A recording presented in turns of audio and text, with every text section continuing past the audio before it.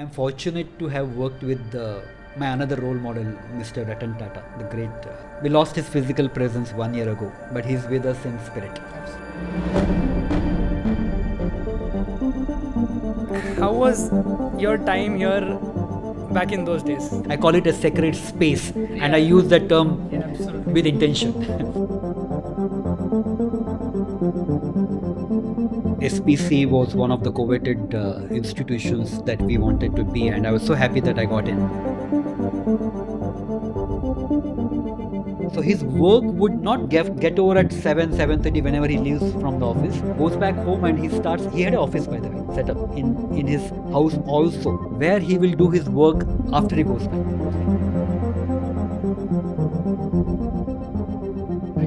So when the leaders are the exemplars, are the role models of what the institution stands for in terms of its vision and values, it has to flow from leadership down to middle level and then to the junior level.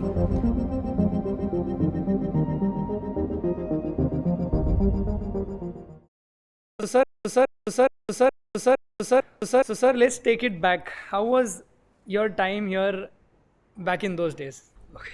Thanks, Ian. Thanks for having me here. And first of all, I thank all of you for inviting me here. And it's really a very nostalgic moment for me, coming back to this very interesting and captivating space.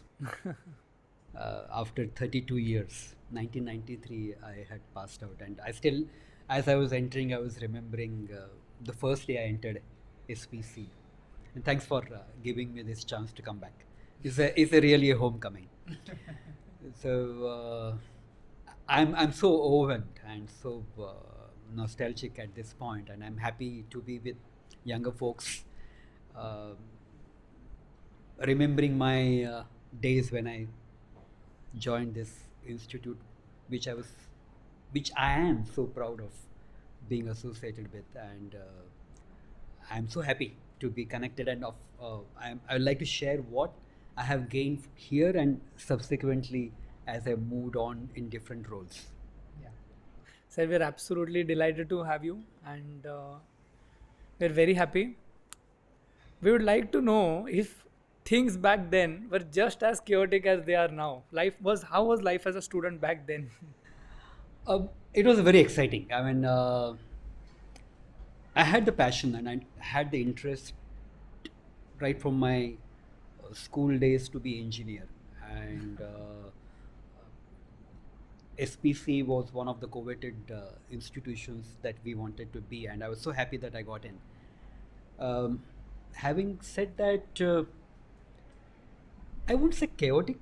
It was quite exciting in terms of the amount of rigor that we go through in a engineering course, and also that excitement of something that you wished for, right? Yeah. And you get into the course, and then you go to the rigmarole and the studies and the practicals and the labs, workshops that we go through, and you get the real time hands-on experience, and that was amazing. So to tell you honestly, I enjoyed all the 4 years of my Sardar Patel days.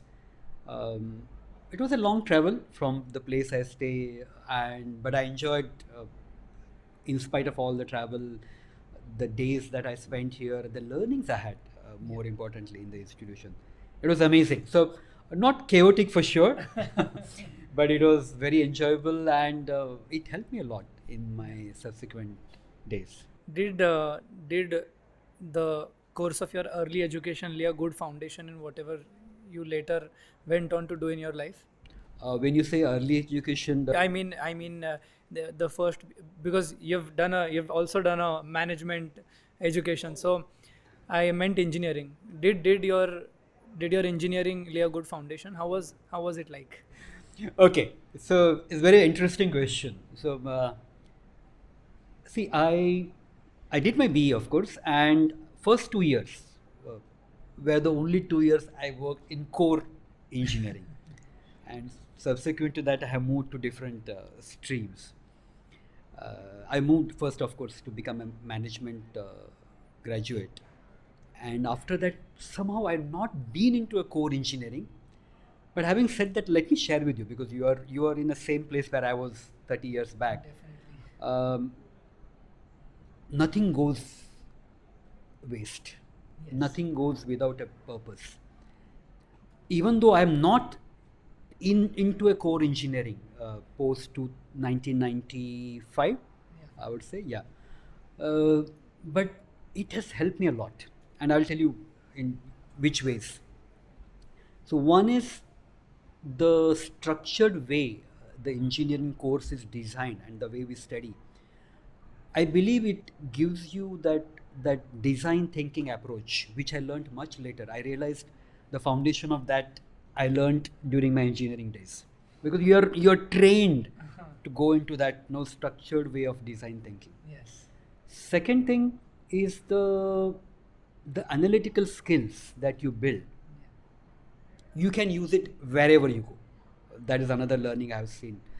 So just to give the background, post my management training, I worked for 4 years in a corporate. That is my only corporate Yeah, experience, you and told. then that I moved on to philanthropic sector in 2001, Yeah. and ever since I have been in philanthropy. So predominant part of my working life has been in philanthropic sector.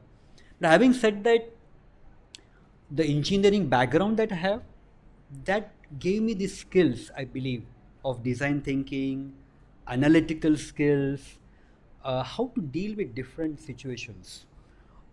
Was amazing. And if I can share, I believe that everything that we go through in life gives you a learning.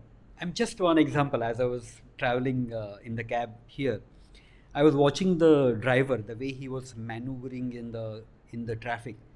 If you keep that eye of looking for learning, you would keep learning for the life. And I always keep telling, I interact a lot with youngsters. Yeah. I enjoy doing that because I think that one, it keeps you feeling younger, as I'm feeling now, being with all of you folks. But also that I think it is a responsibility of each one of us that we have got from society. How do we give it back? So there's always a learning. And so back to the student mode, I say, even though you formally pass out from an institute, always keep your attitude of student alive. Yeah. That should remain alive right through your life. Yes. It is so useful. I can't tell you enough. And so I keep on looking at different things of where to learn. So one example I gave, I was looking at how this chap is maneuvering in the traffic, and you get the skills how you can do that. In spite of the traffic being there, you're not being perturbed and make your way through. Similarly, I think this is something that a lot of engineering students would love to use in real life. This is something that they need to know. absolutely. I mean, I will urge you to keep your student role alive right through your life. It will help you a lot in everything, whether it's your professional life or your family life or your relationships. It helps everywhere. My personal experience. So I am also, by the way, in music. You So yeah, from my childhood. So I'm a professionally trained tabla player, and I play for concerts. That's my passion, apart from Sir, we my. love to. अभी तो सब लोग उधर भी आएंगे sir. So why I was saying, why I'm sharing this is, though I have learned tabla from my younger days, I started learning from a very professional panditji about 4 years ago. The advanced coaching in tabla, and I can tell you, there is no end to learning. Yeah, sir. And I go back to the words I heard from my role model, Ustad Zakir Hussain. I think Yes, most yes, of you yes. would be knowing him. In one of his interaction, he says that every day when I practice tabla, I remember what I learned from my guru 40 years back, and it comes out in a new way every time I practice something. Beautiful, That sir. is one. And the second sentence is very important. I want to leave you with that. Is that he said, there is a learning every moment of life. And the day if I say that I have learned enough, that is the day I should pack my bags and go. Incredible, sir. It's so important. I mean, I caught that sentence and it is ingrained in my life. And I think every moment has something to learn if you keep that attitude of learning. Absolutely, sir. What would be the three most important things that you learnt being in SPC? Oh, wow. These don't have to be related to your course. They can be any things that you still use maybe in real world. Okay. Yeah. So, one will be, I would say, is the the gratitude to the institution that shapes you. And I'll maybe explain in a while what I mean by that. We many times take it for granted that I got into this institution, I passed out, and then I move on to a different, maybe a role, a job one, from there to job two, or whatever. But I, my experience, I can tell you that no, if we are thankful to the institution, what it gives us, one, it helps you to take that learnings to the next phase of life, wherever you go. There's one. Second thing is, I believe that we are indebted to society because all our learning comes from society. Yeah. And that gives you that feeling of gratitude, how I can contribute back to society. So always keeps you in that spirit of gratitude, and always will keep you always sort of energized to contribute to somebody else. Yeah. So that is one. In SPC specifically, we had such diverse people. I mean, my dear, We still do. yeah, in my batch, from different geographies, different backgrounds, different languages. Uh, it's good to be with a diverse set because it allows you to learn about the fact of life, that in spite of so-called differences in terms of your upbringing, your background, we are all one in a way. You know, we are sense connected. Something that is there internally. All of those individual people. Common just come. threads, This yeah. is something that is same irrespective of the generational gap that we have. True, and I Yes. correlate that even Yes, now. yes, Even though maybe in terms of age we are fairly distant, but Yeah. there is something which is connected. In fact, I like to share, which I told you the other day. I don't think this coming back to SPC is a coincidence. Because the day you reached out to me, I still remember, that same day morning, I was addressing a group of students in SIS Cyan. They had called me for a session. And in that session, in the beginning, I mentioned, when I introduced myself as, I proudly mentioned that I'm a SPCite. Yes. I'm a proud member of SPCite. And the same evening, your mail comes to my mailbox seeking whether we can connect. So I don't think it's a coincidence. That's something which connects. So that is my second learning. What I was telling you, that it allowed me to open up to something that we are, though appear to be coming from different backgrounds, we are in a way connected through something which is much more deeper and philosophically. And third thing, as I said, I think engineering really shapes up your brain to think in a very structured, designed way, to to make your concepts clear. Because when your concepts are clear, it doesn't matter what field you work in. You will find your ways to get through, because it will allow you to come out with creative solutions. Yes. So I would say these three things I really loved being here. Are all the qualities you learned from engineering still helping you in the non-profit sector? Oh, not only here. Even I realized when I went. So the 4 years I worked in corporate were abroad. I worked in Indonesia. Again, a different field. I was in a ready-made garment export firm, which was the second largest export firm in Indonesia at that point of time. Eventually became the biggest. So maybe I could share something which might be of interest because you're all guys into same place where I was. So when I was in my school and I had the passion to be an engineer, after my 10th, I actively sought to take up a technical course. So my 11th and 12th, I got into technical stream in Dr. Antonio de Silva Technical Institution. And I was so happy I got it for two reasons. One, I got away with biology, which I didn't like. Yes. Two, I got away with second language. So I was so happy, but there is a learning. I'll come back to it in a while. So, so I dropped biology and I said I will never go back to biology in my life. And I dropped the second language, so it was only English and no other language. So I was so happy and take two technical courses. That's one, and I will get back to how it turns out later. Then, post my engineering and my management, or rather, I will when I joined my management studies, we had a fantastic subject called financial accounts. And I still remember the first day when our professor came, Professor Radhaswamy, who is an authority in financial accounting. His books are prescribed books in Satyasai Institute, where I did my management. So I remember a class like this, and he came and he asked, "How are you familiar with basics of accounts?" And there were these curious chaps in my class who said, "Yeah, we have done some basics," because they had come from a BCom background. So they were true to what they said. But then our sir felt that all of us have the background, which many of us didn't. I was zero in financial accounting.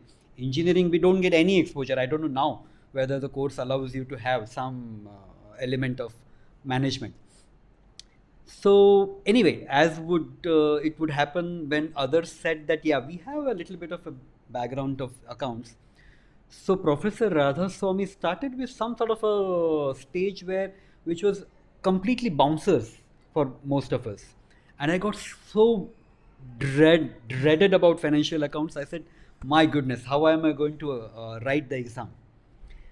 And to my pleasant surprise, within a month, we get a circular in the institute that we are a deemed university in Satyasai. So the university decided to make it into a non-credit course. Because the approach was that as a management graduate, what you more require is a management accounting and not a cost and management accounting and not a financial accounting that much. So financial accounting became a non-credit course. And I said, my God, God is great that he heard my prayer. And I will never be in financial accounts again. It will be more of just a knowledge update. So this is point number 2, and I will come back to this, why I'm saying this. Fast forward 4 years after I finished my management studies and when I went to Indonesia. First year was a general year. We went through all the different areas of the company. And in the second year, our managing director calls me and says that in our finance department, the current finance manager is moving on, and I want you to move to that role. And I moved eventually there, and I land up, and one of my core activities was to oversee the finance and of course the accounts, and land back into financial accounts. Of course, I had a very senior chartered accountant who came as a mentor to me, so I learned with him for a year, and within a year I was heading the department. I not only prepared the balance sheets, I signed the balance sheets. Wow. And which I continue to do even now. But I'm saying is that that subject, which was financial accounts, which I felt I have come out of, well, not really. Life doesn't work that way. And I'd read this French saying that whatever you resist, persist. I have gone through that in life, and I've seen that anything that you resist will come back to you because life will allow you to learn in that. Yes, absolutely. So I went back to my financial accounts and to my biology. My so-called aversion for biology. Fast forward till 2001, so about 93 to 2001, after about 8 years, when I came back to India and started working in Satyasai, the first role that my Guru gave me was in healthcare, in hospital sector, uh, doing internal audit. So not only I'm in charge of the financial accounts, I'm back to biology. I had to refresh my basics of biology because in healthcare you need to know, right? Absolutely. But I can tell you I'm enjoying things. So uh, I will I will request you to have that thing in mind that don't go by what you like and dislike. Sometime if you're really lucky, it happens that you might go to the field that you love the most. Yes. Fantastic. If it happens, great. Many people it doesn't. But I can share you from what I have gone through in life is if you keep your open mind, I will tell you that the life will lead you to different situations or different areas which are your competencies, and you will start enjoying if you keep your attitude of learning. I'll again reiterate, keep that student mode always on. Be a student to learn, and you will thrive in any area, whatever you want to do in life. So I wanted to leave you with that. Now, heading on to the next part of this talk show.